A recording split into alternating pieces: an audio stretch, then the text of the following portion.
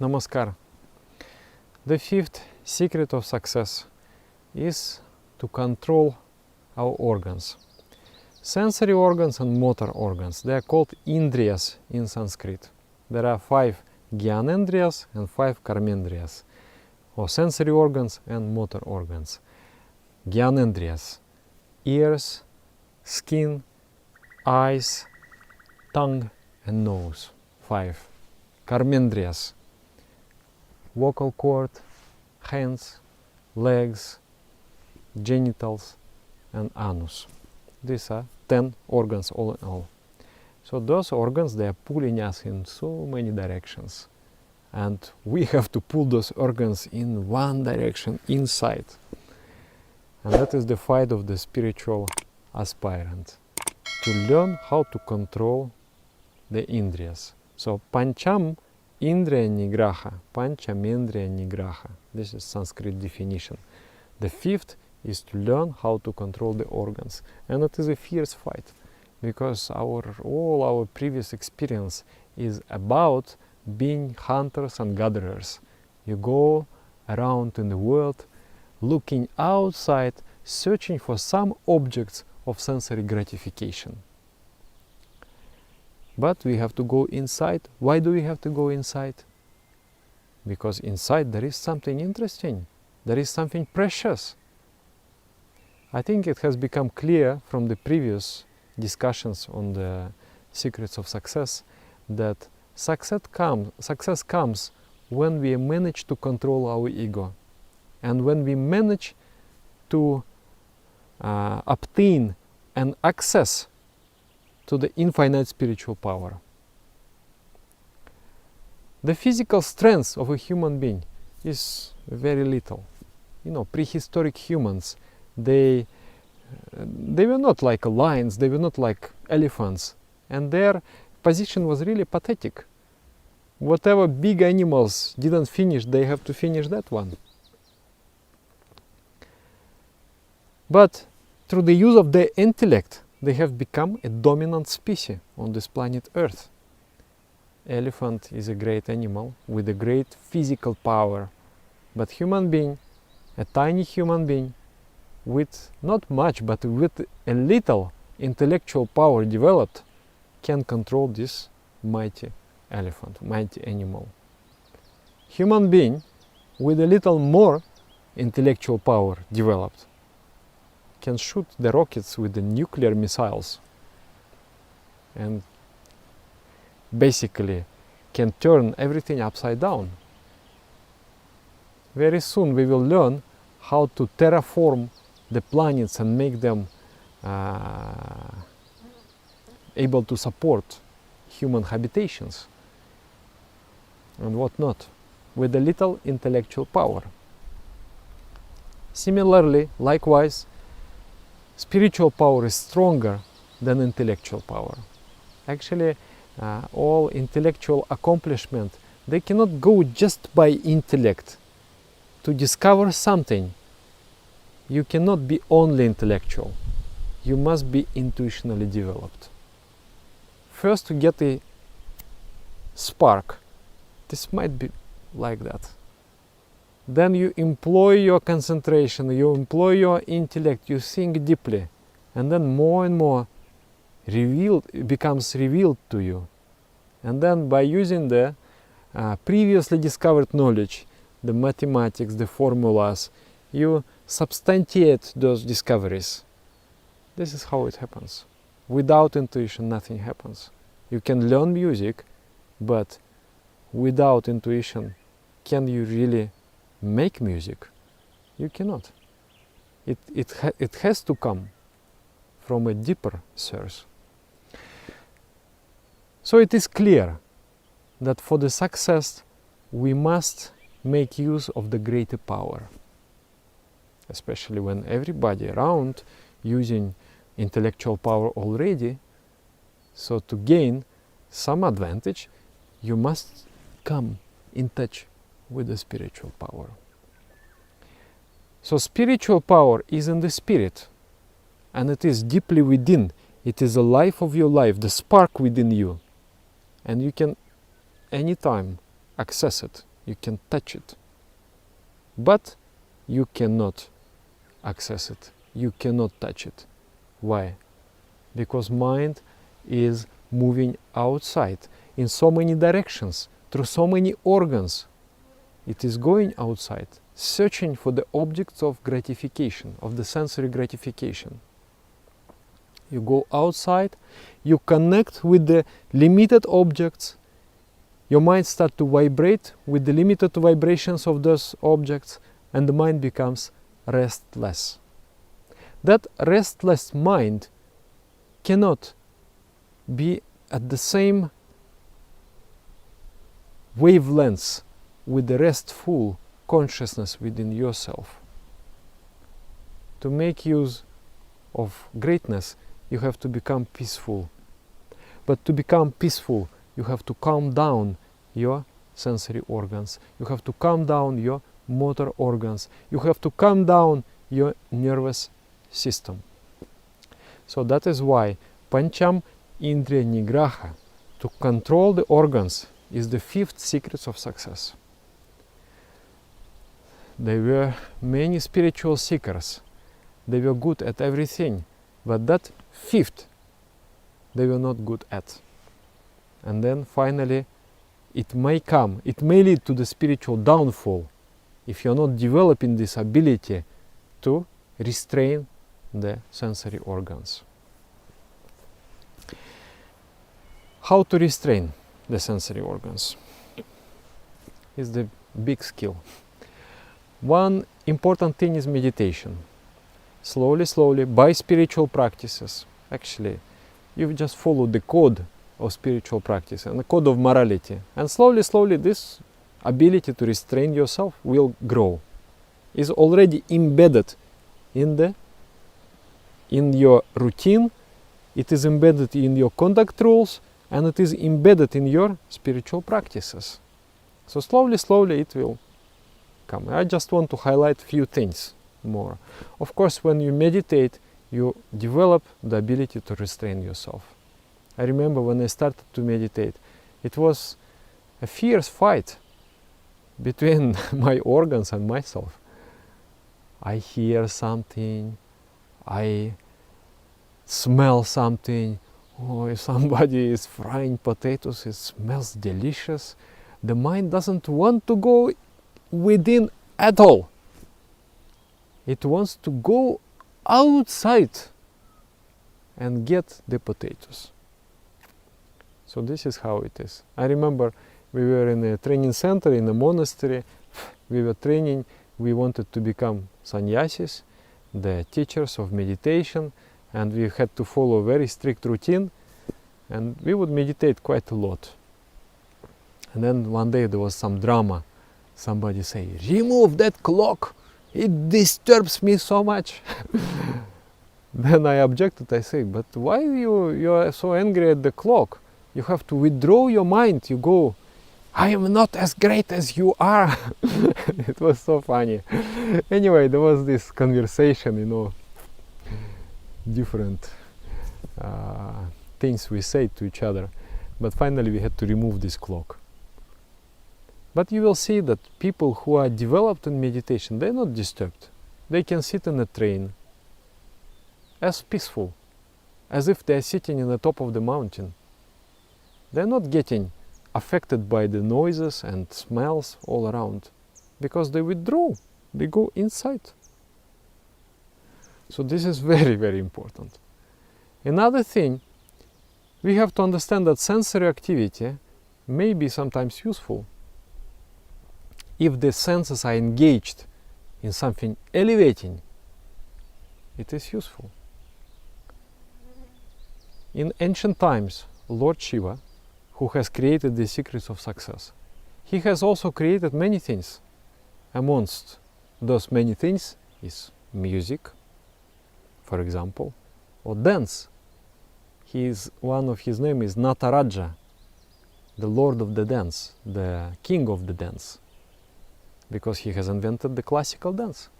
He has seen that people like to dance, but they're just shaking their parts of their limbs like that. without any system and without any benefit. So he started to research and invent such movements and such expressions that not only the dancers will get benefited, because dance is a very complex system that affects all your glands, all your nerves, all the virus, all the airs, the vital energy that moves in your body. It is affected by dance. So dancer is certainly getting affected. It's just like a spiritual practice. But also the one who is seeing the dance is getting elevated. I have stories to tell, but I will skip this time. So dance, beautiful classical dance, it may elevate your mind. Music, if it is really spiritually oriented music, God word, consciousness oriented music, that music may bring your nervous system into this beautiful rhythm, in that beautiful cadence, in resonance with the higher. You may not touch spiritual, but you touch psycho-spiritual, and you start to enjoy the bliss. It is called Nandana Vigyana, or aesthetic science. So you may engage your organs. To suppress the activity of the organs is not always working, because the mind wants to work. It is the property of the mind to go and engage in some objects. So we have to engage in the subtler objects.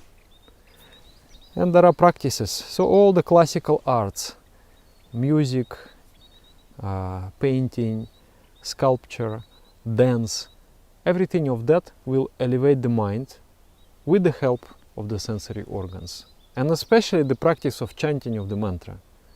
You sing the mantra, you listen the mantra, you experience those vibrations. So instead of engaging the mind into some crude ideation, into some crude objects, engage the mind into something subtle. Because the mind cannot remain vacant. It just cannot. If you don't give him something crude, then give him something subtle. But then the mind is not accustomed to ingest that type of food. Subtle waves. It's just not interested. Like you take some crude person. Spirituality, what nonsense is this? It's just not interested. Just not able to perceive those vibrations. That's why it's just like nothing for him. You are enjoying because you are able to see, to hear, to understand, to perceive. But he cannot. The mind is too crude. It's just like the fish through the net. The net is too big, and small fish not getting caught in that net. So you're not catching those subtle vibrations. Somebody is not catching those subtle vibrations if the mind is crude. So mind has to be trained. It's also an art, it's also a cultivation, it's also a culture. When you slowly elevate your nervous system to that level where you feel the blissful waves. So this is one important thing to control the senses. Another thing is that, like Buddha has said, he said, Chakkuna samvaro sadhu, sadhu satyena samvaro, Ghanena samvaro sadhu, sadhu jibaya samvaro, Kayena samvaro sadhu, sadhu vachaya samvaro, Manasa samvaro sadhu, sadhu sabata samvaro, Sabata samvaro bhikkhu, sabba dukkha pramuchyate. Something like that. I may be forgetting one or two lines. So Buddha has said, "O spiritual seeker, control your eyes, control your ears, control your nose, control your tongue, control your speech, control your mind. By controlling everything, by achieving the all-round self-restraint, you will overcome all sorts of suffering." Can you imagine such a statement? You will be free, you will be liberated from all sorts of suffering.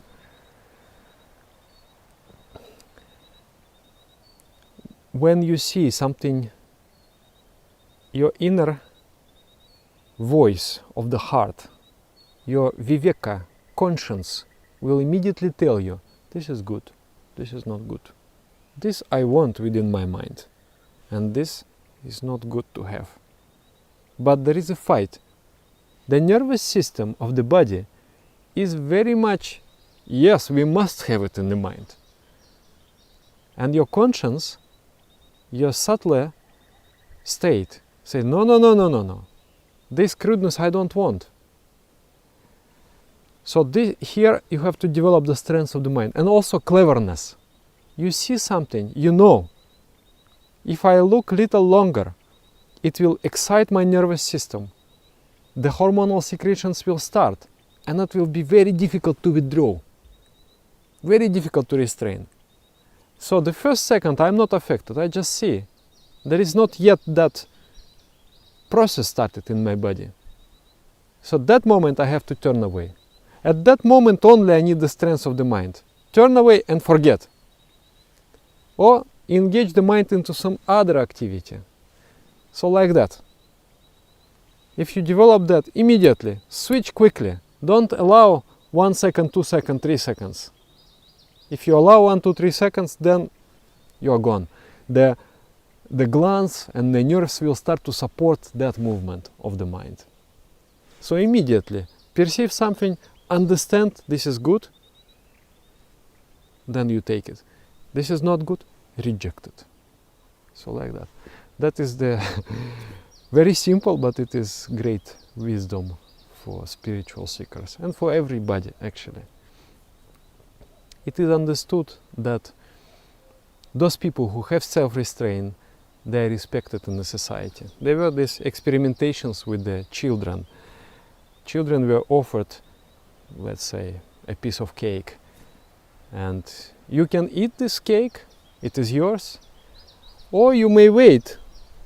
And if you wait, and if you're able to restrain yourself, after 15 minutes you will get 2. That's a great deal. 2 pieces of cake is better than 1, isn't it? But then very, very few children, they have this ability to restrain.